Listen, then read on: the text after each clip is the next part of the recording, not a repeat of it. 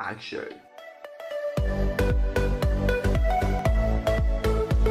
In this particular video, I'm going to be testing and reviewing the Helios 44-2 lens that I have adapted to my Fujifilm camera. This lens is practically a direct copy of the Zeiss bokeh, which is a super rare and hard to find lens, and the Helios does pretty much everything that the Zeiss does as well. So the lens is mounted on an M42 mount, which is the original Leica mount, but I have it adapted with a really cheap €20 adapter to my Fujifilm. And how much did I pay for the lens itself? I paid €40, but you can get it anywhere between €40 and €60 in good shape. I recommend eBay as well as your local classified websites. And this is the main part. Why do you want this lens? What's this lens for?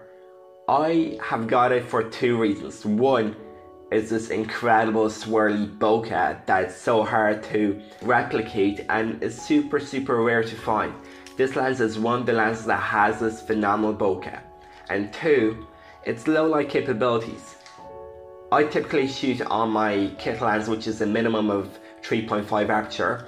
This Helios 44-2 has the aperture of f2. At 56mm, you're going to be a bit zoomed in, of course, but f2 is amazing for low light performance. So let's talk about some of the characteristics of this lens and whether it is worth the money. Firstly, even at like f4, f8, etc., it's only really going to be sharp in the very center. And this is okay because most people use this lens for portraits. But if you're trying to do landscapes, I don't know why you'd be doing landscapes on a 56mm. No, this is not the lens for you. But center wise, if you focus right on the eye and zoom in, it's perfect. It's super sharp, even at f2. However, if you're trying to get a full face sharp, let's say you're doing a portrait or a gig, I recommend an f2.8. That's generally the sweet spot for me. And before I go any further into my review, I need to clarify that every single copy of the Helios 44-2 is different. It's completely different. Some of them have different characteristics, some of them don't even have the bokeh, which is a bit of a sad story.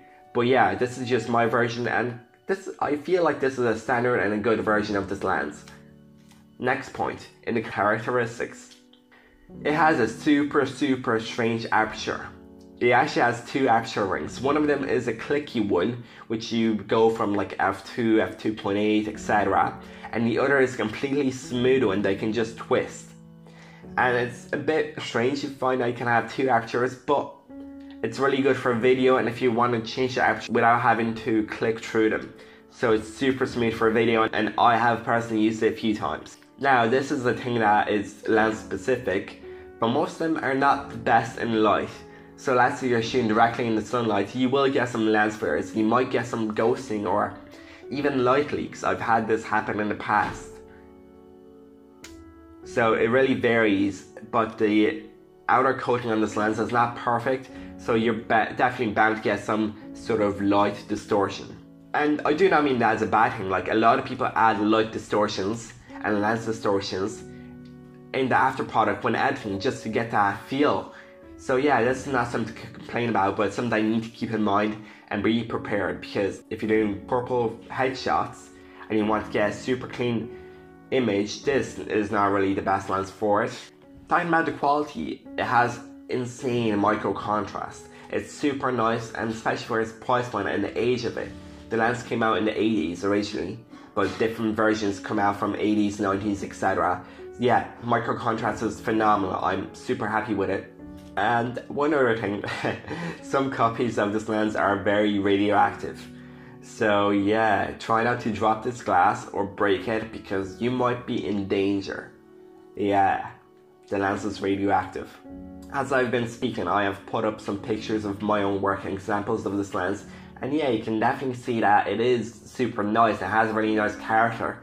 But it is a completely manual lens, even if you adapt it with an expensive Metabones adapter. So for run and gun situations, it's not phenomenal. I have to say that. I have used it in events and made it work, but it's a lot of work for you. This lens can be a bit less contrasty than you're used to.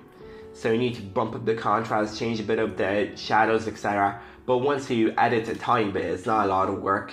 the lens comes out phenomenal and I highly recommend it. So if you have €50 to spare and you're looking for a nice portrait lens, a nice character, a really nice vintage feel, this is the lens for you, the Helios 44-2. I definitely recommend it and I hope that you buy.